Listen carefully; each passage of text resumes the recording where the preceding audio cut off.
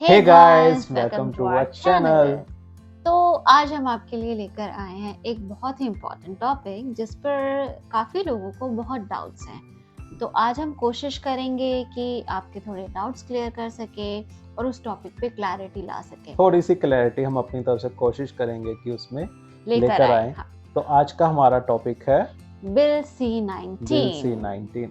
क्या है, क्या इसमें हुआ है, इसका मतलब क्या है, और क्या होने चेंजेस वाला होने है। वाले हैं इसकी वजह से पूरी एक्सप्रेस एंट्री के में।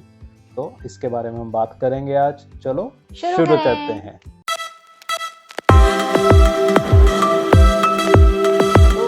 बिल C-19 का क्या मतलब है? बिल C-19 का मतलब है कि ये एक अमेंडमेंट होने जा रही है immigration, refugee and protection act. अब इसके थ्रू होगा क्या कि इसमें जो अपने कनाडा के इमिग्रेशन मिनिस्टर हैं उनके पास एक अथॉरिटी आ जाएगी, पावर आ जाएगी, ताकि वो एक न्यू कैटेगरी इंट्रोड्यूस कर सकें एक्सप्रेस एंट्री में पीआर के लिए। तो अब आपको पता था कि पहले 3 कैटेगरीज होती थी। अभी जैसे जो हमारा लास्ट ड्रॉ आया था वो कितना था? 507 का ड्रॉ आया था, उसमें उन्होंने 5500 लोगों को इनवाइट किया था। तो अब पहले क्या होता था कि जो भी ड्रॉ में जितने भी लोग सेलेक्ट होते थे तो उनके पास बेसिकली 3 कैटेगरीज होती थी अप्लाई करने की। Number 1 category FSW federal skilled federal workers. Skilled worker. अब उसमें क्या होता है कि है ना, जितने भी स्किल्ड एम्प्लॉयज हैं उन्हें इनविटेशन जाता था और उन्हें पीआर मिल जाती थी। सेकंड कैटेगरी है कैनेडियन एक्सपीरियंस क्लास। उसमें क्या होता है कि है ना, जो भी एक्सपीरियंस वर्कर्स हैं जो कनाडा में है ना ऑलरेडी वर्क कर रहे हैं उन्हें पीआर मिलती थी। और थर्ड कैटेगरी है फेडरल स्किल ट्रेड्स प्रोग्राम। और इसमें क्या होता था कि है ना, ट्रेड प्रोग्राम्स, मतलब जो अपने पर्टिकुलर फील्ड में है ना एक्टिव हैं या मतलब उनके पास काफ़ी ज़्यादा एक्सपीरियंस है उन्हें पीआर मिलती थी। बट अब बिल C-19 से क्या होगा कि बिल C-19 से इन कैटेगरीज के अलावा कुछ और कैटेगरीज इंट्रोड्यूस की जाएंगी बाय इमिग्रेशन मिनिस्टर। और वो कैटेगरीज अभी फाइनल नहीं है लेकिन प्रपोज्ड हैं कि प्रपोज्ड ये है, हो सकती है। और अब वो क्या क्या है वो डिस्कस करते हैं। बट इससे पहले कैटेगरीज का मतलब क्या है? तो कैटेगरीज का मतलब क्या है, क्योंकि सब सोच रहे हैं कि कैटेगरीज है क्या। तो कैटेगरीज का मतलब ये है कि जैसे कोई particular background, education background, particular आपका कोई जॉब एक्सपीरियंस और लैंग्वेज, तो ऑब्वियस है कि आपका एक्सपीरियंस होना ही चाहिए, लाइक इंग्लिश में, ठीक।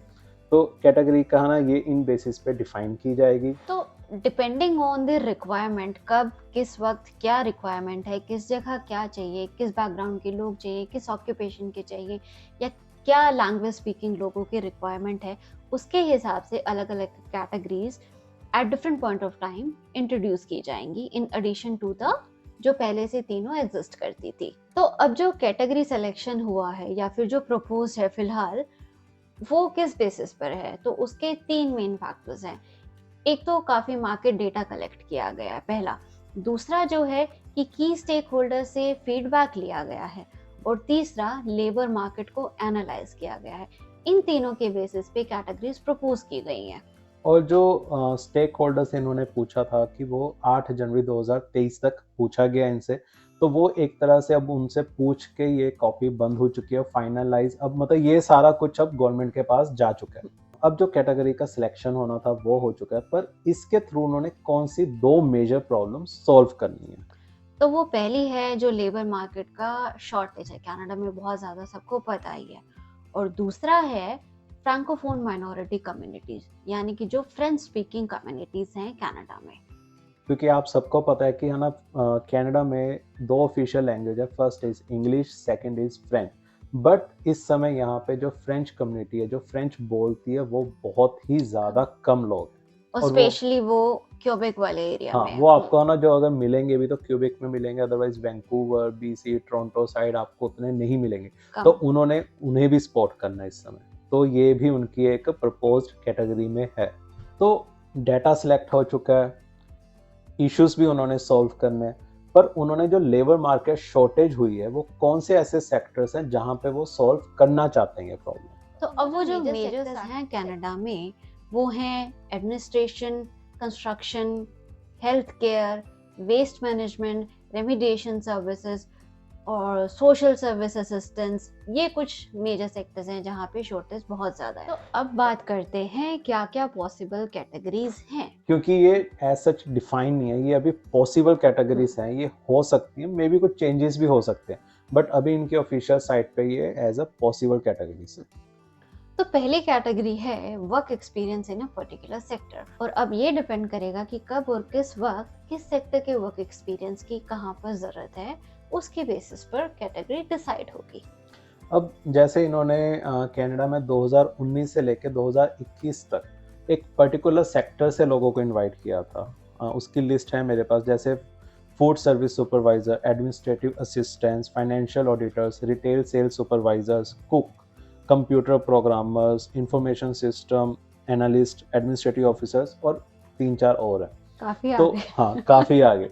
तो 2019 से 2020 तक इस लिस्ट में से लोगों को बुलाया था, बट 2020 से 2021 तक उन्होंने सिर्फ मेनली 2 या 3 कैटेगरी में से लोगों को बुलाया था। पहली है आपकी फूड सर्विस सुपरवाइजर और दूसरी है एडमिनिस्ट्रेटिव असिस्टेंट्स, जिनमें से उन्होंने लोगों को इनवाइट किया था।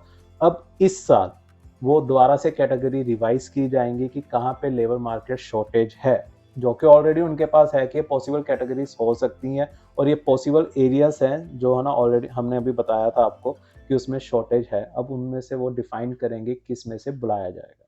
और सेकंड पॉसिबल कैटेगरी अब है international student graduates to PR, और 2021 में करीबन 88,000 स्टूडेंट्स को पीआर दिया गया था।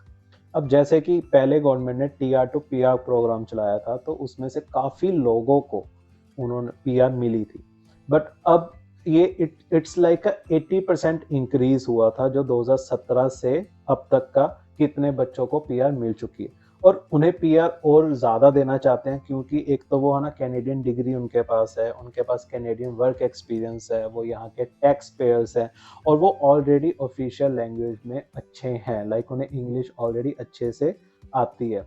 और थर्ड पॉसिबल कैटेगरी है temporary foreign workers to PR. अब 2021 में 1,68,600 फॉरेन वर्कर्स को पीआर स्टेटस दिया गया था। क्योंकि पहली बात, ये फाइनेंशियल ग्रोथ में मदद कर रहे हैं कनाडा की। दूसरी बात, ये टैक्स पेयर्स हैं यहाँ पे, क्योंकि काफ़ी ज़्यादा टैक्स पे कर रहे हैं, काफ़ी ज़्यादा इन द सेंस कि जो ऑलरेडी वर्क एक्सपीरियंस है वो इस समय है ना कोई वाइट कॉलर जॉब में मोस्टली आपको 70 to 80% लोग मिल जाएंगे, तो वो है ना काफ़ी अच्छा टैक्स दे रहे हैं गवर्नमेंट को, तो इसलिए भी ये पॉसिबल कैटेगरी नंबर 3 है जो पीआर में कन्वर्ट होने वाली है।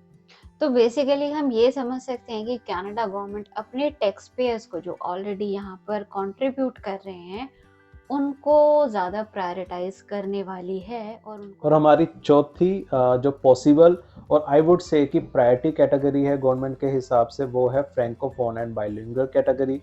फ्रैंकोफोन की जो फ्रेंच स्पीकिंग लोग हैं, और बाइलिंगुअल जिन्हें इंग्लिश और फ्रेंच दोनों आती है, जैसे टूरिज्म है और कुछ सर्विस सेक्टर ऐसे हैं जहाँ पे बाइलिंगुअल लोगों की ज़रूरत रहती है ताकि चीज़ें आराम से चल सकें।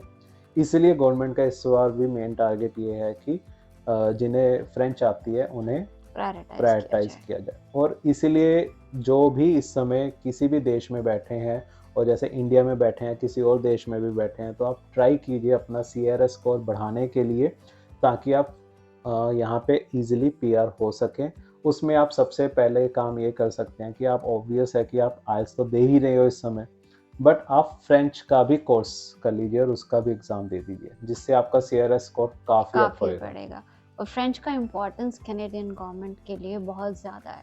तो अब ये सब डिस्कशन के बाद आपको थोड़ी क्लैरिटी तो आ गई होगी कि बिल C-19 एक्चुअली है क्या, लेकिन इससे जो लोग डरे हुए हैं या जिनको ये डाउट है कि ओ एक्सप्रेस एंट्री बंद तो नहीं होने वाला, वो डरने की ज़रूरत नहीं है।